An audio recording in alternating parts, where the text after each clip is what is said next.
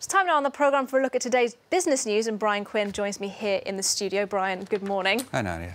You're going to be starting us off then with those latest trade figures coming out of China and how they could affect that ongoing dispute over trade with the United States. That's right. The most recent data out of China's Commerce Ministry showing double-digit growth in both imports and exports, even as tensions with Washington have mounted in recent weeks.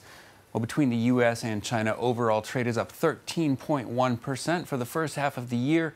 But it's China's trade surplus with America that's likely to catch President Donald Trump's attention. It rose to nearly $144 billion in the same period.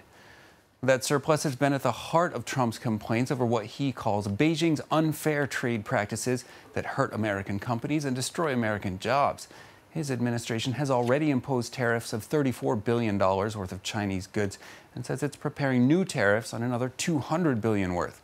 China says if the U.S. wants a real explanation of the trade imbalance, it should take a look in the mirror. The U.S. should look to itself to see what causes its trade deficit.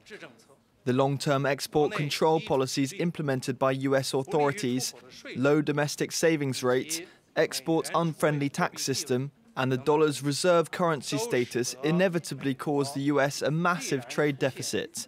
The U.S. violates basic economic law, and it's completely wrong to blame China with such a fabricated charge.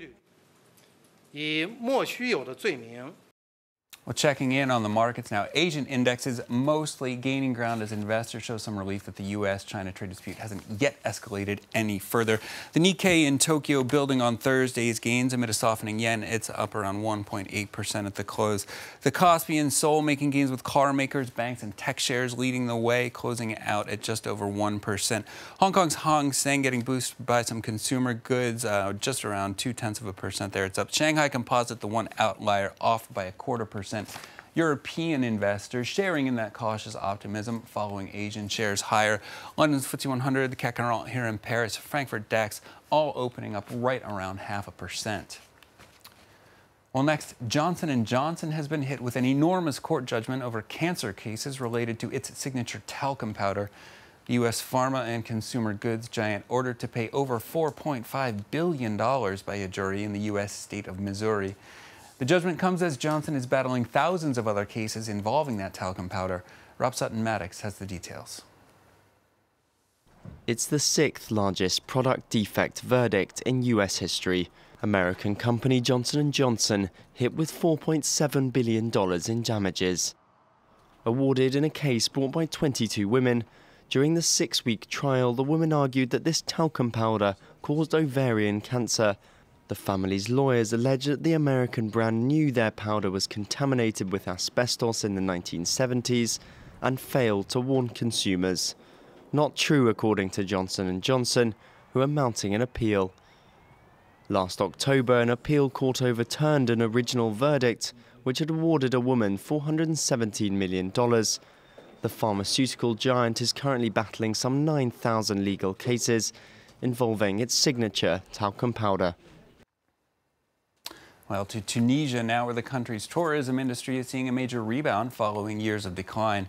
2 deadly terror attacks on tourist hotspots in 2015 decimated the industry in sunny North African nation, already shaken by its revolution during the 2011 Arab Spring.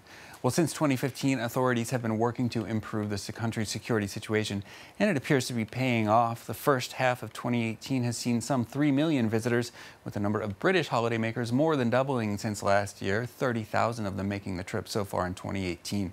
Still, some tourism professionals say there remains a way to go before declaring a full recovery. If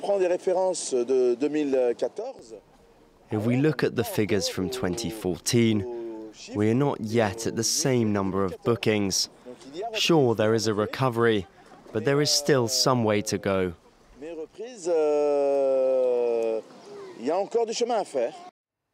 Well, finally, for business, a new space race, this time in the private sector. The two companies leading the push for space tourism both say they're just months away from their first passenger flights. Sir Richard Branson's Virgin Galactic plans to take passengers most of the way attached to a high-altitude jet. A rocket capsule will then detach and launch the amateur astronauts all the way into space. Amazon founder Jeff Bezos' Blue Origin's company plans to launch a more traditional rocket with passengers in a capsule on top that will detach. Both versions offer just a few minutes of weightlessness in suborbital space for a likely cost of around a couple $100,000.